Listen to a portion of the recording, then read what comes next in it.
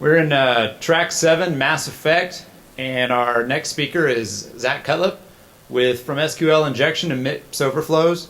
And I just want to remind everybody that we do have a microphone over here on the side so that when it comes to question and answer, if he can't hear you, you can use the mic. Zach? All right.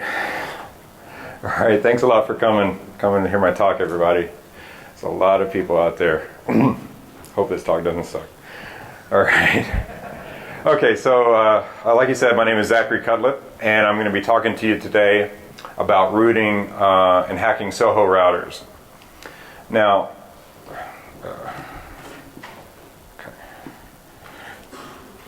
all right, before I actually get into the meat of the talk, I just want to give a couple of shout outs. First of all is my company, Tactical Network Solutions. TNS, they let me hack on stuff, and they also pay me money. I don't think they figured out that I would probably do it for free, so anyway, it's a pretty sweet gig. Also, my friend and colleague, Craig Hefner. When you sit next to Craig every day, it's a little bit like cheating, because problems that should be hard just kind of become easy when Craig is around, so I really appreciate Craig's help in all of this. Okay, what am I going to be talking to you about today? So first I'm going to go into some novel uses of SQL injection that you may or may not have thought about. I'm also going to be talking about the actual mechanics of how buffer overflows work on the MIPS CPU architecture. There's just not a lot of information about MIPS and buffer overflows, at least that I came across, so I did quite a bit of learning about that in this project. Also, I'm going to be dropping some O-days on Netgear routers, because O-days make every talk more fun, so I'm going to be sharing some of those with you. And I'm going to be sharing some embedded device investigation techniques that are useful to me, and I think will be useful to you if you're investigating Soho routers and other types of kind of similar embedded devices. I'll be concluding with a live demo. I know whenever I go to a talk and it doesn't somehow end in a root prompt, it's almost like the talk didn't even happen. So hopefully I'm not going to disappoint you in that way. And then after all that, hopefully we'll have some time for some questions. I'll be happy to take any questions if we have time.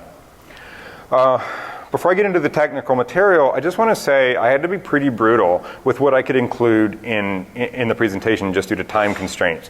So there's a lot of material in the white paper, which you should have on your conference CD. And if you find this talk to be interesting, I encourage you to read the paper. I actually walk you through soup to nuts how I discovered and developed these exploits. So hopefully you'll find that interesting.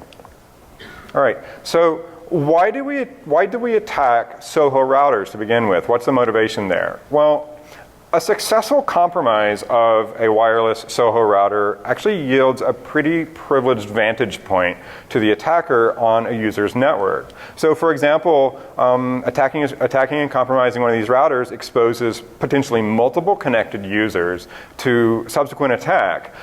Also, it exposes all of those users' internet-based communications to interception and manipulation.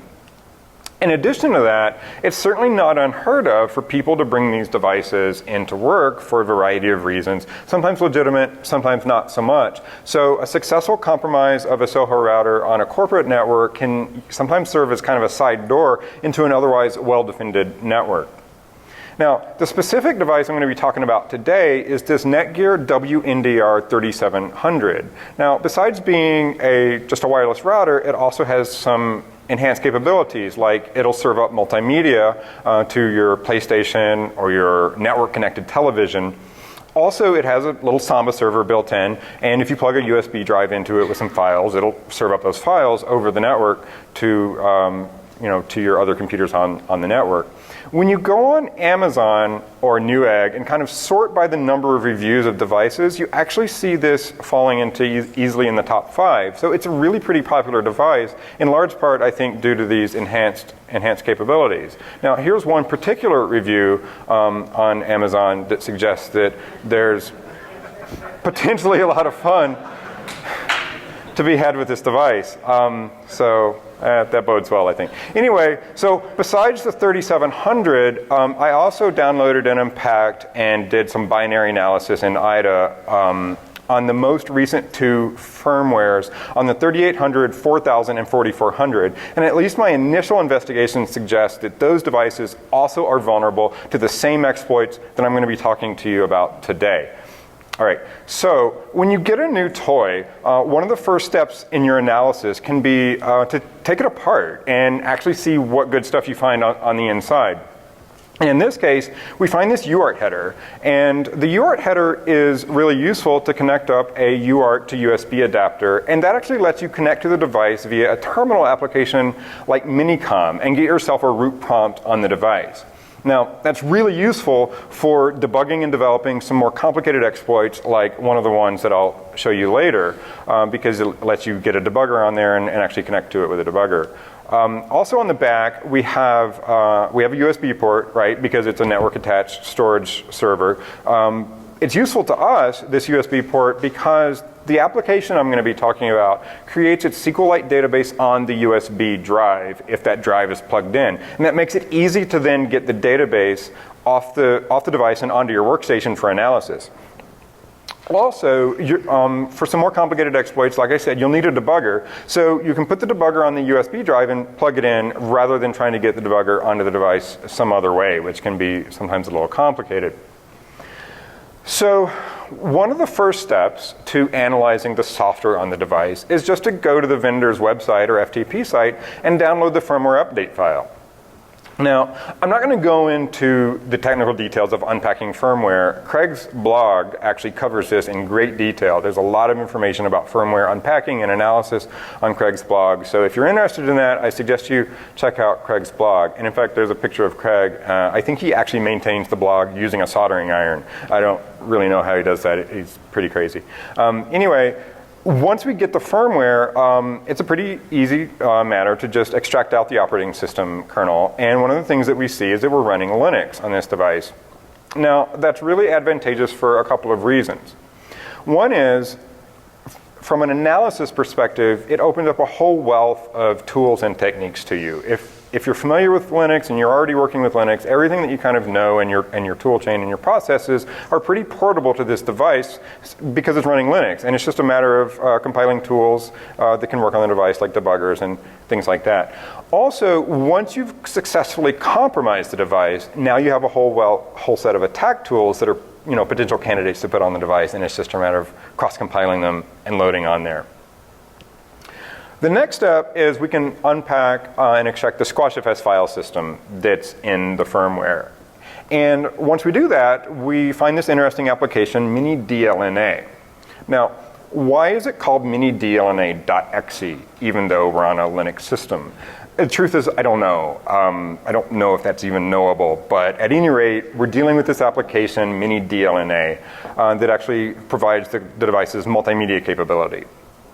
So what is DLNA? Well, it stands for Digital Living Network Alliance, and it basically refers to a set of specifications that allow devices to share multimedia files with each other. So your DLNA connected television or PlayStation can locate video and music files on your network and then play them back for you. But more importantly to us, what DLNA represents is attack surface, right? Any kind of extra features on this device above and beyond their core routing and Wi-Fi capability are additional opportunities to find yourself some easy O days, write up a paper, and maybe even submit it to a security conference, right? So the DLNA application is an interesting target for our research. Now, going on the internet and just kind of seeing what the internet knows about minidlna, we quickly discover that minidlna is actually an open source project hosted on SourceForge. Now, I spend quite a bit of time in IDA Pro, but I have to confess my reversing skills aren't quite to the point where I don't want to see source code. So this was actually a pretty lucky find for me. And our exercise now, our analysis essentially becomes an exercise in source code analysis. So it's pretty easy just to run strings across your binary and see what version string is in there, and then check out the right version of the application from SourceForge and just start combing through the source and looking for some low-hanging fruit. And when I was doing this, I was initially looking for buffer overflows. And I hadn't really considered the SQL injection angle, because we normally think of SQL injection as a means of accessing sensitive or valuable data, right? But what if the data in the database that you've got a SQL injection for isn't sensitive or valuable? Well, I would submit that it's still potentially an opportunity to violate some developer assumptions. And you know what happens when you assume, right? You end up looking like an ass. So I think the opportunity for SQL injection here could be kind of interesting. Now, we can just kind of grep through the source code and look for some suspect SQL queries, and there are a bunch of candidates, and one in particular pops out because, like I said in the beginning, I was actually looking for a buffer overflow, and it's this unbounded sprintf. Now, I have to say, this isn't actually an opportunity to get execution on the system. Unfortunately, the most you can do here by overflowing this buffer is crash the application. But no worries, we still have a candidate for SQL injection. What's happening in this function is when the DLNA client wants to browse album art, it sends an HTTP GET to the application. And then the application pulls out the numeric ID in the URL and passes that numeric ID into a SQL query. And then it pulls out whatever path is in the database that points to the album art and then serves that back up in response to the HTTP GET. Here's a closer look at what's going on here at this printf and then in the subsequent SQL query. Now, we can simulate what's happening just by taking that URL and putting it into our web browser and requesting album art ID number 1. Now, the URL is actually being tokenized on the dash, so everything the dash and after is just ignored. So as you can see, you can put whatever string after the dash you want. But at any rate, the album art is served up. Now, to test to see if we have a working SQL injection is actually pretty easy. We just go to wget, and we give wget the same URL that we put in the web browser, except after the numeric album art ID, we terminate the SQL query with a semicolon, and then put in our injected SQL query. And here's a SQL query that will attempt to create a bogus record in the database. Now, like I said, you can just pull the database in off of your USB drive and then analyze it. And when you do, sure enough, you see a record got created with ID 31337. So we have a working SQL injection, but there's some good news and bad news with this vulnerability. So first of all, it's trivial to exploit, and we have full control over the database, and we can execute virtually any SQL query we want with this injection. The bad news is there's no valuable information really in the database, right? Because it's just metadata about songs and videos. In fact, if the database is completely blown away, it immediately gets recreated. So this attack doesn't really yield you a lot of access.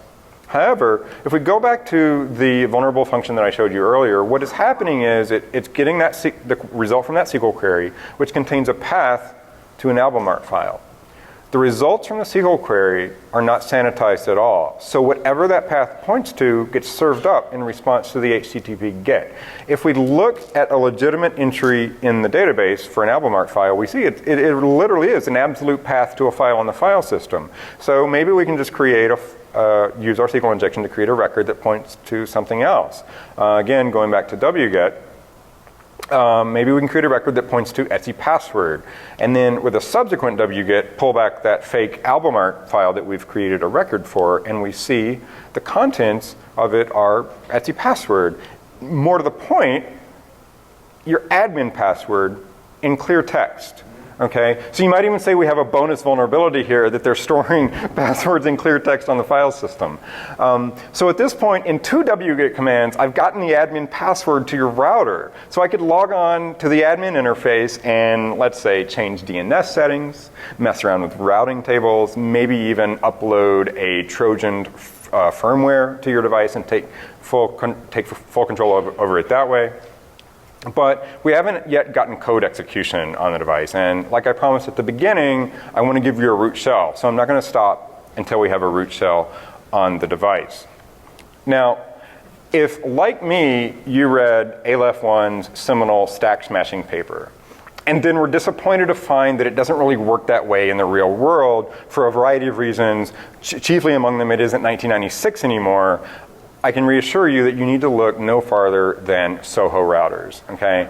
And we can just kind of grab through the source code for some risky string handling functions like strcat, sprintf, and strcopy, and we see a ton of potential opportunities for buffer overflows. Now, if you missed that, let me give you a closer look. That's 265 potential opportunities for execution in this one application. This is completely ridiculous. One in particular stood out and caught my eye in this really gnarly function that I've abbreviated way down so we can fit it on the screen. And this function is called callback. And callback is handling the results of SQL queries. And let me give you a closer look at this unbounded printf here. So what we're doing is actually creating a URL string with several fields from the result of a SQL query.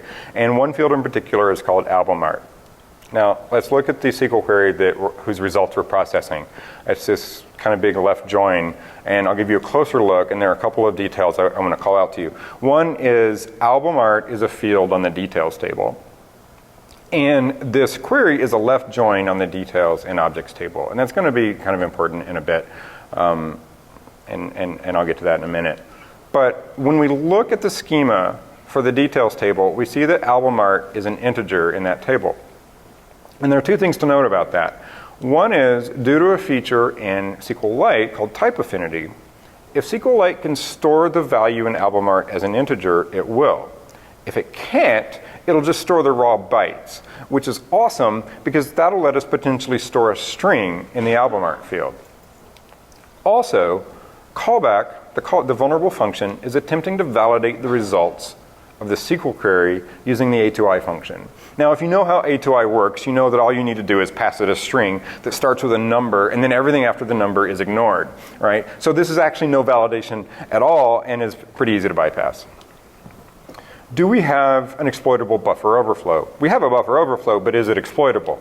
Well, we have full control over the database, and if we're going to exploit it, somehow we need to stage some shellcode in the database and then subsequently trigger a query of the state of the shellcode back out of the database so it gets executed.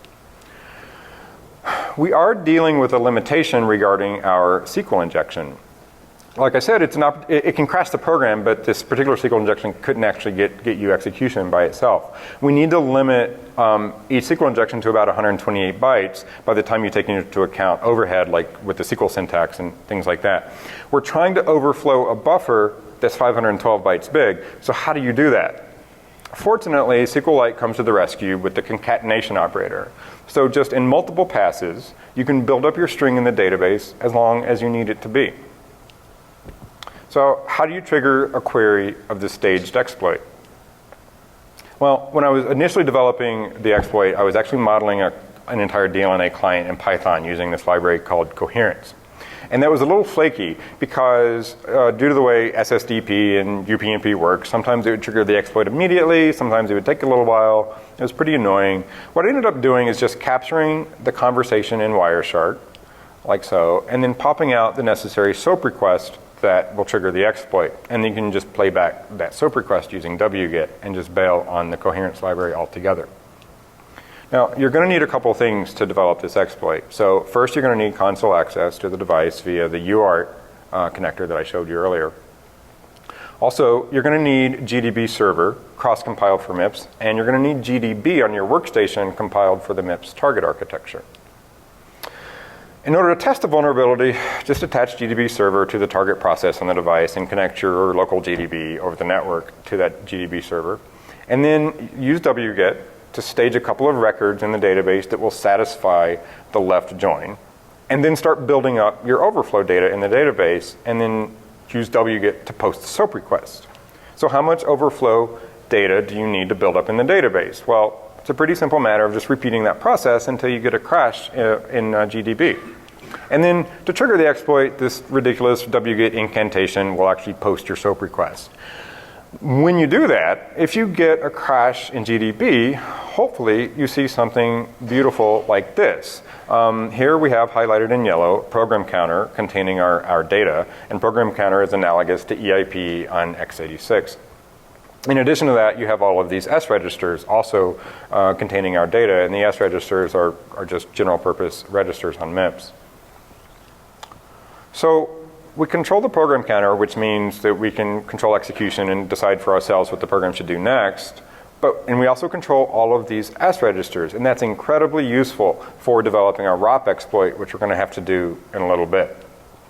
But controlling the program counter isn't the same as actually getting execution. And I have to say, in developing this exploit, I had the program counter really easily. I mean, as you can see, this is This is a pretty trivial vulnerability. Actually getting execution to work reliably on the system was where I actually spent probably 85% of my time. So we have some challenges ahead of us. First is the fact that the stack is randomized, so we have to somehow find a way to defeat that. Also, there are some idiosyncrasies with the MIPS architecture that you may not be familiar with. And you may be disappointed to know that ROP is somewhat limited on MIPS compared to x86, if you're familiar with how ROP works there. We also have to deal with some bad characters, not just due to HTTP, but due to the fact that we're exploiting a SQL injection. There are some things working to our advantage, though. First, even though the stack is randomized, the heap and libraries aren't. So we'll be able to take advantage of that to find a lot of ROP gadgets in the libraries that we'll be able to make use of. The stack also is executable. So assuming we can locate the stack, we should be able to return into it and execute our shellcode. So how does ROP on MIPS differ from x86?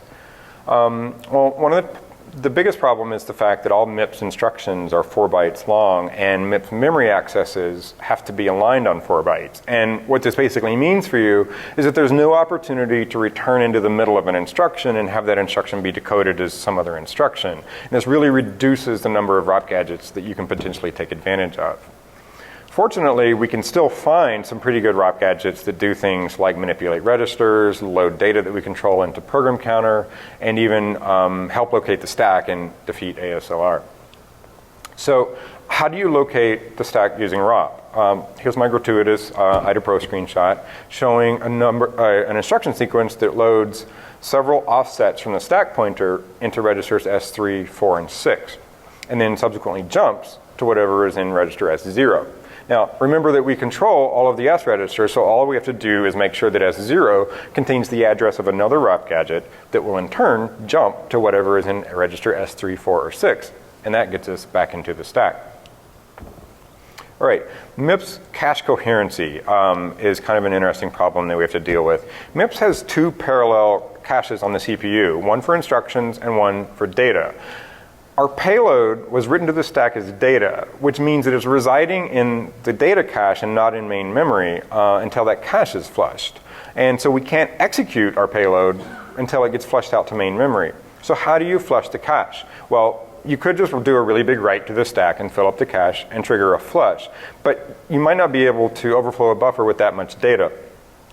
Fortunately, Linux provides a cache flush system call that you can use.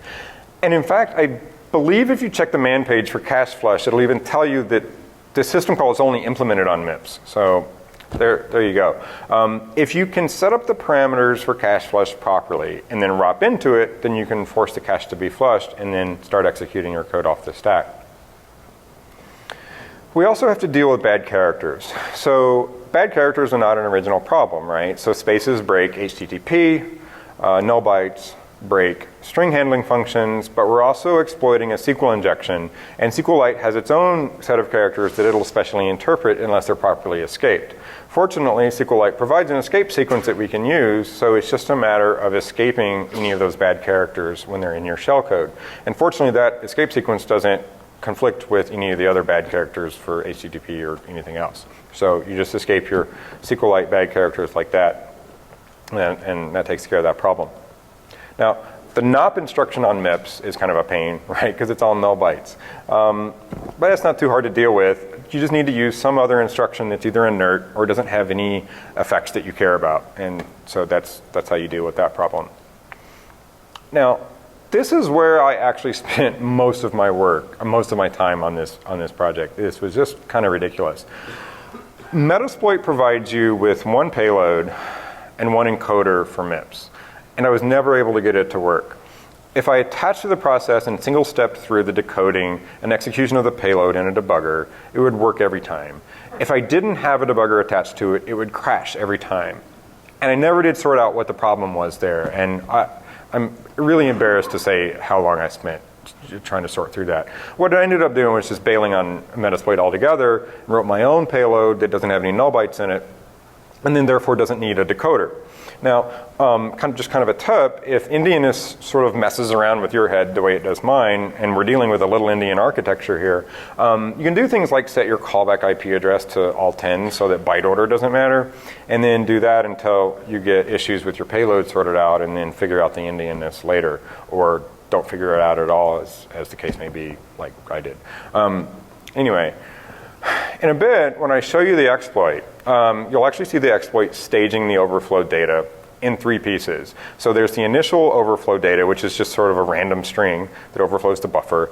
And there's a ROP chain, which overwrites the return address and sets up a sequence of ROP gadgets that will do things like flush the cache and help us locate the stack.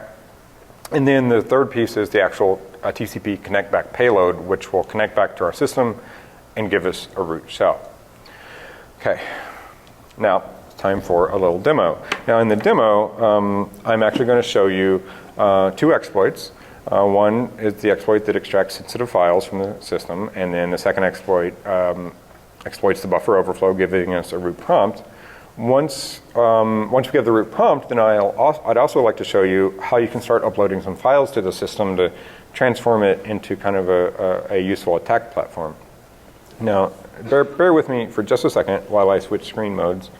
I want to be able to mirror the display so that I can see the same thing you're seeing.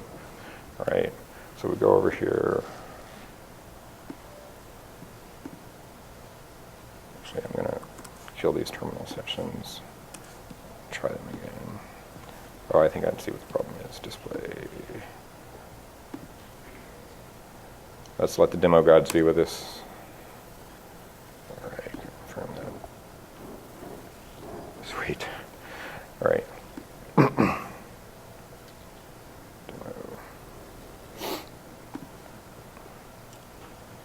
Let's go demo. It's going to work. There we go. Resize these terminal windows a bit.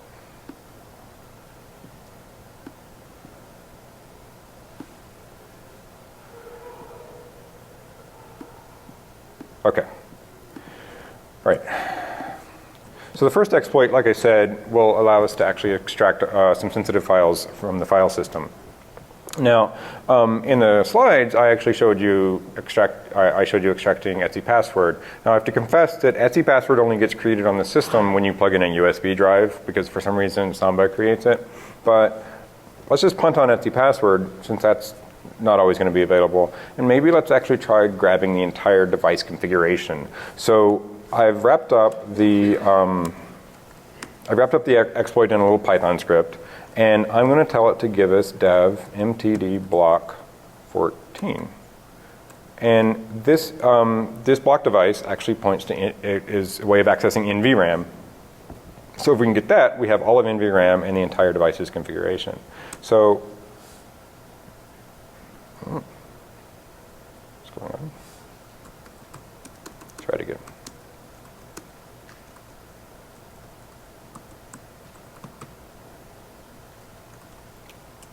Okay, so what we see here is the exploit actually making sure the old record isn't already there, then creates a new record that points to dev mtd block 0, and then gives us a URL that we can pull back our fake album art file. So if you run strings across what we've got, and grep for things like password,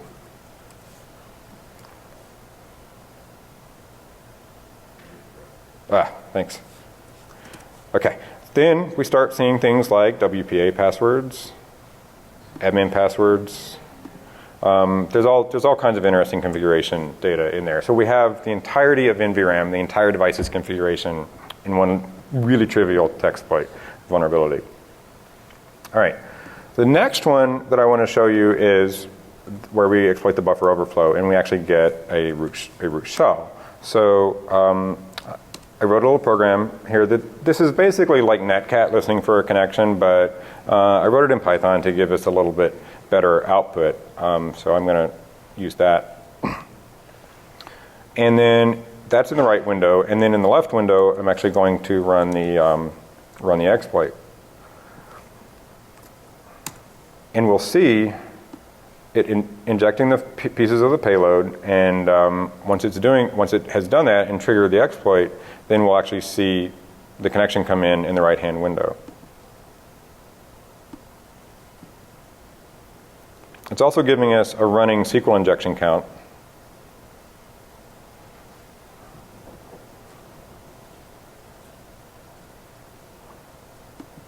And then we should see the connection come in here in the right-hand window. Boo. What has just happened?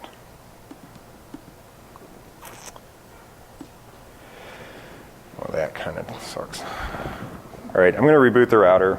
I'm assuming we crashed the application. Oh, no, I know what the problem is. Okay, while I'm rebooting the router, so the only time this exploit ever fails is when I actually forget to set my callback IP address properly. So presumably the exploit worked, and I just didn't have the right IP address. So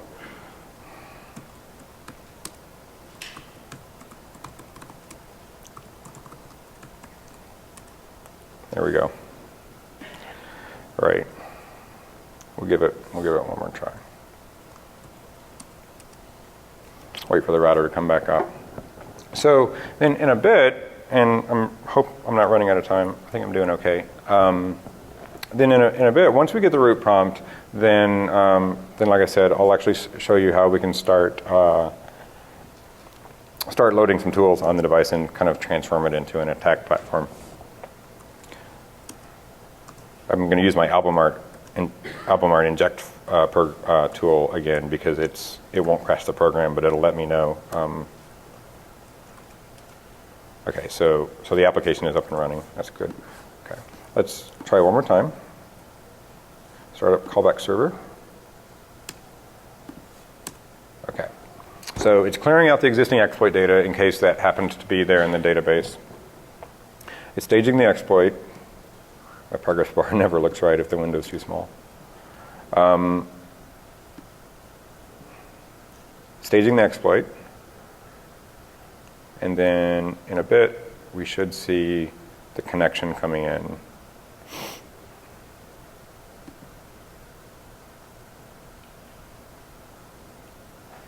Okay, there we go. All right.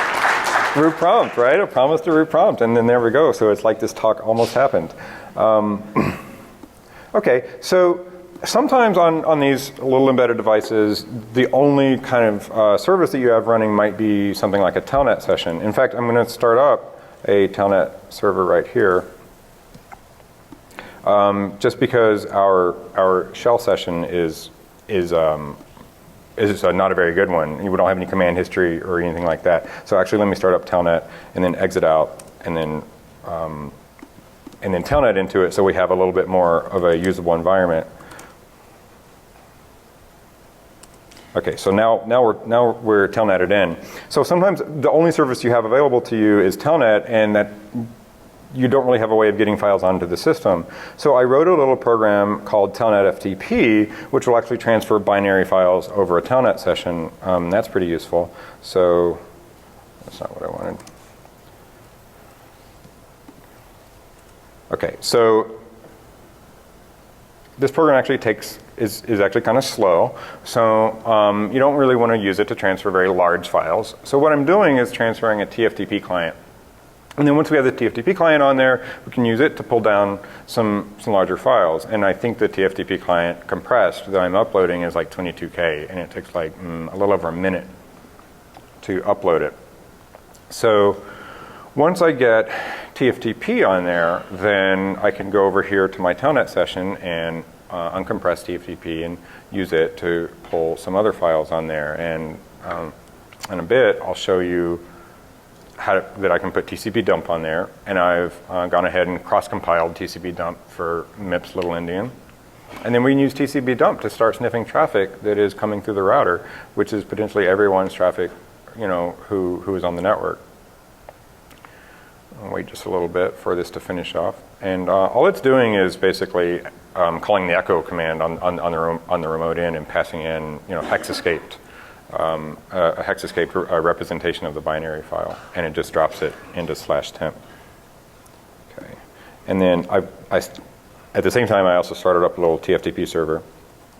So let me actually go on to the go into the telnet session and then use TFTP to transfer a file.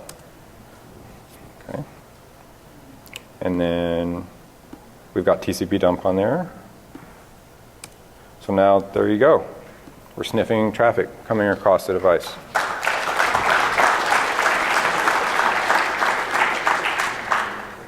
Okay.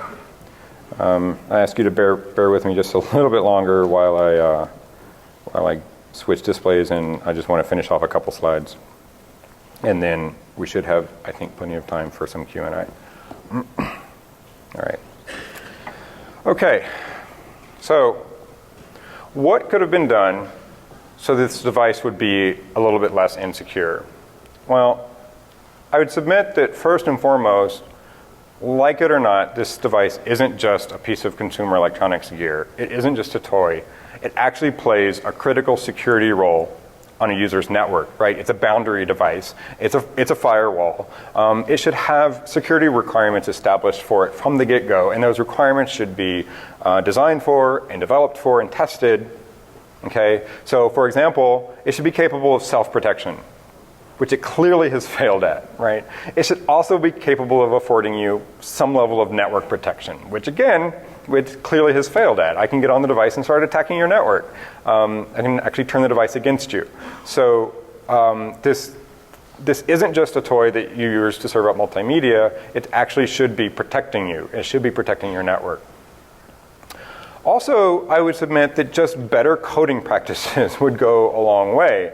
I mean, it isn't 1996 anymore. Why are we still using unbounded sprintfs and stir copies? Can someone please explain that to me? That's a rhetorical question. Please no one answer. But there are functions that help you do the bounds checking. And SQLite even provides you functions that if you use them properly will help protect you against SQL injection. And none of that is being used. And they're actually really easy to use. So just some better coding practices, I think, would go a long way. Some amount of privilege separation. We have the benefit of using Linux here, right? So Linux is capable of having multiple users and unprivileged users, and yet everything on this device is running as user ID 0. There's no reason for the DLNA server to be running as user ID 0. It isn't doing anything privileged. It doesn't even bind to any privileged ports. Okay, so just having maybe multiple users and separating things out that way would also help. Now, a lot of people's experience with SE Linux may be the thing that you turn off when you install Fedora on your laptop because you don't want it to break your stuff, right? I used to work for a company called Traces, and at Traces we had a lot of experiences developing hardened appliances using SE Linux. And I can tell you that appliance-type devices are actually an area where SE Linux does really well, because there are very few applications on the system that you need to confine, and you have very little direct user interaction, and you don't have users adding and removing applications and creating data like that. So SE Linux actually potentially could do really well on this system. And in fact, if the system was compiled with SE Linux and had an enforcing policy, it would completely mitigate both of the exploits. The application wouldn't be allowed to access sensitive files. The application also wouldn't be allowed to execute programs. So if you did successfully exploit a buffer overflow, you would have a very limited environment to work with. You wouldn't be able to execute binsh, for example. So it should theoretically be possible at least to develop a single SE Linux policy and apply it across the board to all the devices and just add and remove policy modules as you need to confine different features. All right, so what's the upshot here? Well, the developer here in this case has assumed well-formed data, right? Because only his application ever puts data in the database. So how could anything in the database be bad? Well, we're able to compromise the database and violate those assumptions. And we're able to do that even though nothing in the database itself is particularly valuable. All right. Here's my contact information. If anyone after Blackhat, after the talk, wants to get in touch with me and has any questions, feel free to get in touch with me that way. But while we're here today, I'm also happy to take any questions right now that you may have. Yes? What's the problem with WPPs on this router from this maker? Do you go out there and try to fetch additional firmware from other vendors that may use the same base board, the same base design, to see if they will also be affected by these vulnerabilities? So I believe the question is, once we've analyzed this firmware and found these vulnerabilities, then do we go and look at other firmwares from other vendors that may be using the same system on a chip, and the firmware could be based on the same SDK and software stack? That is actually something at TNS that we do quite a bit of. And I can tell you there are a number of vendors, and Netgear so far isn't among them, but there are a number of vendors where when we're analyzing the firmware, we actually find strings from multiple vendors in the firmware. So this sort of thing happens all the time, where you find some vulnerabilities and those same vulnerabilities are present in other firmwares. Yep. If you disable the DLNA, you're safe with some of the exploits you talked about. And can you actually disable that? Because I've encountered so many routers where you just can't disable it. No, that's a very good question. So the question is, if you turn off DLNA on this router, are you protected from these specific exploits? And is it even possible to turn off DLNA on this router? Yes, it is. That's a configuration option. You can turn off DLNA. Oftentimes in the case, like you pointed out, there are features that you try to turn off and either it just doesn't respect your wishes or there's no option to turn it off. So yeah, you can turn off DLNA in this router. And if you do, these specific exploits won't work. I will tell you that we've got a bag of tricks on this router that I'm not going to share with you today that have nothing to do with DLNA. So there's some other things that you can't protect yourself against.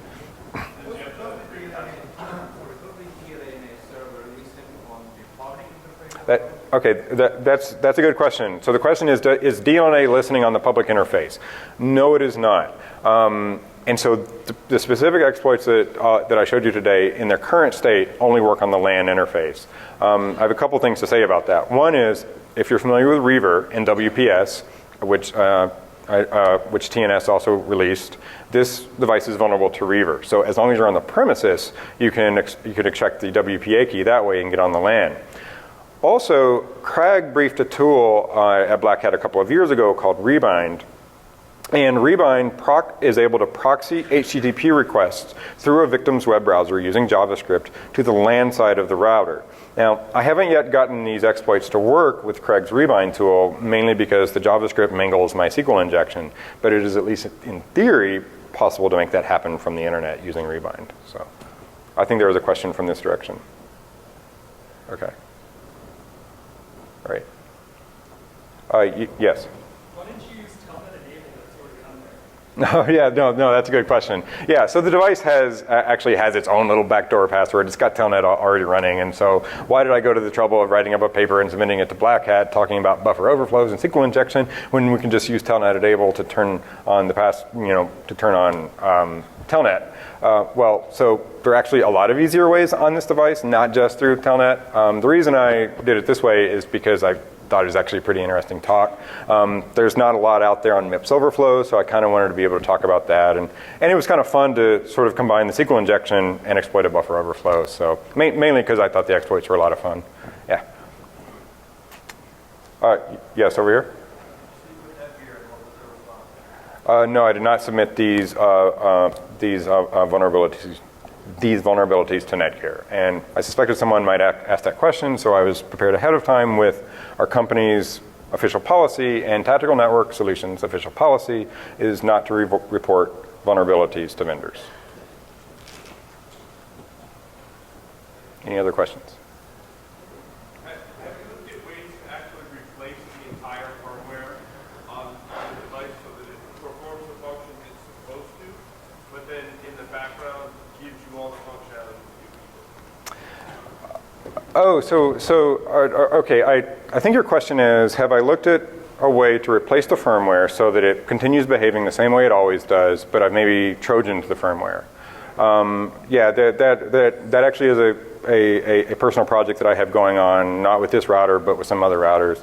But I mean, it's very easy to modify the firmware and then repack it, and as long as it passes whatever checksum, the device is looking for. Like it's not cryptographically signed or anything like that. So yes, so you could theoretically Trojan the firmware and do that. Mm-hmm. Any other questions?